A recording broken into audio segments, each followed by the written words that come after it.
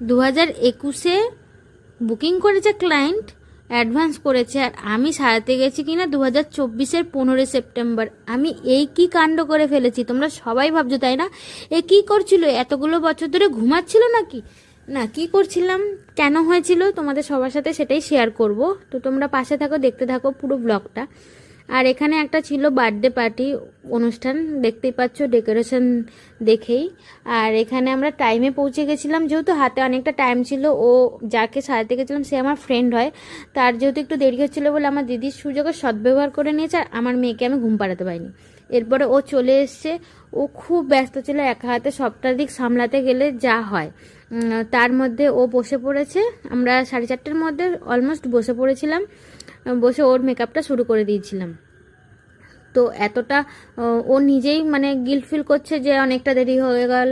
হ্যাঁ, দেরি তো হয়ে গেছে, যেহেতু এরপরে কি হবে যে গেস্ট এসে গেলে একটু তাড়াহুড়ো, একটু চাপ হয়ে যাবে, তার জন্য আমরা আর দেরি করিনি, এরপরে বসে পড়েছিলাম, মেকআপটা শুরু করে দিয়েছিলাম। এরপরে তোমরা শোনো, 2021-এ ও আমাকে বুকিং করেছিল, কেন আমি এতগুলো বছর পর আমি ওকে সাজাতে গেলাম, কারণ হচ্ছে তখন ছিল করোনা পিরিয়ড।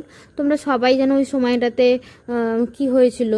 তো ওই জন্য ওদের কোন মানে যেখানে অনুষ্ঠান ছিল তাদের কোনো কারোর কিছু শরীর খারাপের জন্য সেই সময় ওরা যায়নি, অনুষ্ঠান বাড়িটাতে যায়নি, তাই ক্যান্সেল হয়ে গেছিলো।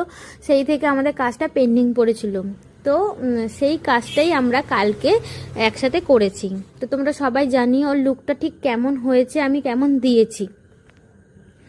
আর ও নিজে নিজেই বলছিল যে অনেকটা দেরি হয়ে গেল।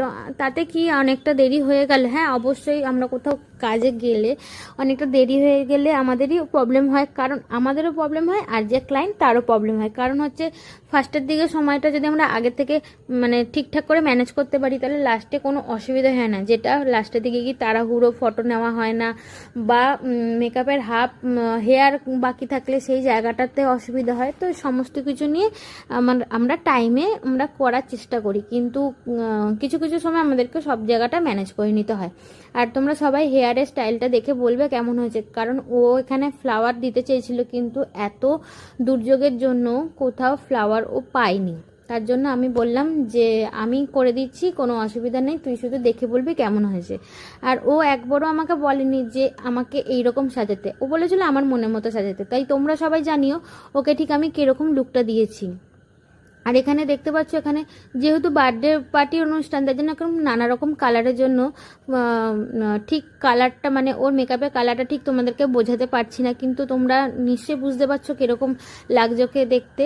তো ভিডিওটা এখানেই শেষ করি, নেক্সট ভিডিওতে তোমাদের সাথে আবার দেখা হবে। তো চলো আজকের মতো এখানেই, টাটা।